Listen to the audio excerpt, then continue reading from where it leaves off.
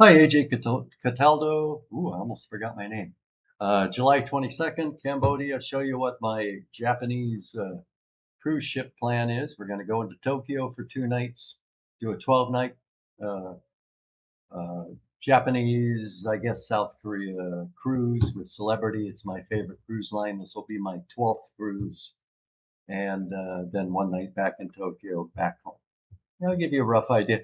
It's cheaper to fly from Southeast Asia to an Asian country generally than it is from America. I think one of the most expensive parts about traveling in Southeast Asia is if you're in the West, getting to Southeast Asia. So that's my budget. Let's see, airfare 996 round trip for two, flying through Vietnam both ways.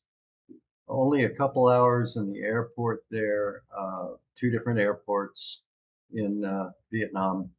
And because it's only a couple hours and I already checked it out, we're in the same terminal and it's the same airline and our bags will be checked all the way through. So I won't have to get one of those e-transit things that are very annoying and I don't want. Hotel 326 for 3 nights. Good breakfast buffet. The food in Japan's going to be more expensive. It's going to be maybe not as expensive as our trip was to Singapore, which I have not posted. Uh, but we did do Singapore and started in Singapore, ended up in Indonesia. Anyway, Hotel 326, really nice breakfast buffet. Doesn't look like they have a lot of beef, but they have salmon, and we both love salmon. I just watched some YouTube videos. I just entered the hotel name and buffet breakfast. Cruise 3332. I caught when you're looking at cruises, the prices bounce around a lot. Let's see. Yeah, they bounce around a lot. I can't do that on the camera, can I? They bounce around a lot, and it'll swing a couple $100 each way depending on the day when you book the tour. And I probably did not hit the low. I could have maybe got $100 less, but that's pretty good. 12 nights, Celebrity, surrounded by food all the time, activities going on all the time. You have a show every single night on Celebrity. You have a sit down meal, which is very nice. Filet mignon, shrimp, lobster. These are really nice, expensive meals every night. And I do resent the fact that I will have to wear long pants, kind of a dressy. Actually, this shirt would be okay. I'll have to wear long pants. I always wear shorts. And I will have to wear something that looks like real shoes. Cruise tips. Usually uh, they have a recommended tip amount, and I'm not going to stiff the people who are working there. That's $432. I'm American, so I did not need a visa for Japan or South Korea. Nari does. For Japanese visa, we hired a service. It was $60. I'm very happy with that. South Korea, we just applied for the visa a couple days ago. Excuse me. Should be ready on the 29th. There's only one night in South Korea in Busan, and if she does not get her visa, I think they will still let us on board. They just, as long as she does not disembark. I Googled, it appears that that's the case. But maybe we get the visa and don't even have to worry about it. For the visa for South Korea, they wanted her family history documents. They have like a little folder with their family history. They wanted it translated to English, so we went to a local translation service. It was $20. And then I put in $1,000 each for spending money. And Nari's really cheap. She's tight with a buck. We won't spend that. So I'm going to say let's say about 7,000. Now in the $1,000, that's going to include a tuk-tuk, actually an air-conditioned taxi with luxury seating to and from the Siem Airport. That'll be $50 total, $25 each way. It's about an hour's drive each way. Uh, that will also have any activities, any excursions. I checked the price on excursions. I've done excursions on Southern Caribbean cruises, and the excursions in Japan are horribly expensive in my opinion. So what I did is I went to the port and I just Googled, are there tuk-tuks or whatever at the port? And I found one trip that was 8 hours for $150 per person on a tuk-tuk in one of the Japanese ports.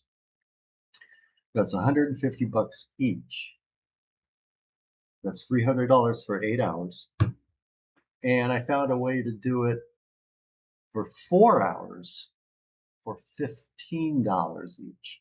Well, 4 hours is enough for me. I'm fine. I don't need 8 hours. And I'm going to eat on the ship. I've already paid for that food. One of my favorite things about the cruises is you're surrounded by food all the time, and then, like 300 different items, maybe more, that you can eat. And so I'm not going to pay for food. I'm too cheap. I'm just going to go back to the ship and eat. And now what I will do is we'll get off on the ports, because the other thing is Wi-Fi. We were on a 12-day cruise, Singapore to Indonesia, and people were paying $350 for Wi-Fi, $350, $400 for 12 days, and they kept complaining it didn't work. Well, I'm not going to do that, because you step off the ship, you go to the port. I have to go to the port everywhere anyway, because I must have a refrigerator magnet for each port.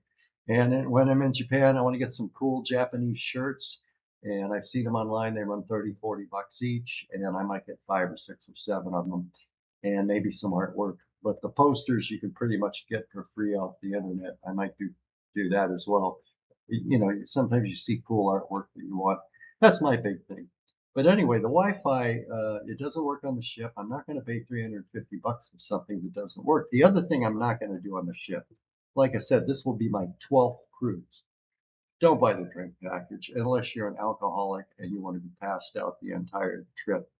It doesn't pay. Now, let me put this in context. When we went from Singapore to Indonesia for 12 nights, a bottle of beer was $12.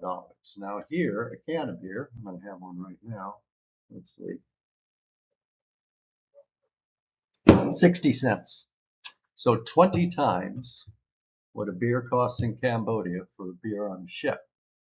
Now they've got to make money. I don't mind them making money. I just don't want them to make money from me. Or to put it a different way, I know they've got kids. They want to put them through college, but I don't want to pay the whole tuition myself. Anyway, here's a couple of ideas on things we might do. Oh, I forgot. There's the airfare. Through Saigon on the way there, through Hanoi on the way back. I liked Saigon when I visited about a year ago. I liked it a lot. Hanoi was, they have a market, night market. I went to see it. In fact, Nori and I went. We stayed one day in Hanoi, and it was one day too many. The night market is 2 miles of the same 30 shops over and over and over again. And it's crowded. I did not like it. That is my itinerary, and that's what I paid. Now, you can actually get a 12-night that's cheaper if you start in South Korea and go to Tokyo. You can get it for maybe 900 each, but that's in October, and I didn't want to wait. But you could go ahead and print this out if you want. These are the different ports we're going to hit. And that's my hotel. And the reason I picked it, it's not in Tokyo, it's on the outskirts. It's very close to the airport, frequent shuttles. They have a rating of like 9.2 out of 10. Everyone says excellent. And I always want the buffet breakfast. Now, the buffet breakfast added an extra $20 each, I think, as I recall. That's $40 per day for effectively 3 days. 2 nights. When we get there, I wanted to get there 2 nights early in case there was any problems getting there, to make sure I don't miss the cruise ship on the way back. 1 night's enough. On the airfare, by the way, Vietnam Airlines, one checked-in bag each for free, but we're only going to take one, and then we'll take a carry-on bag each. This is a castle I might want to see. I think at that castle in one of our stops, they let you dress up in the traditional Japanese uniform with the sword and all that stuff. And if they have that, I'll pay whatever it costs to get photographs of us doing that.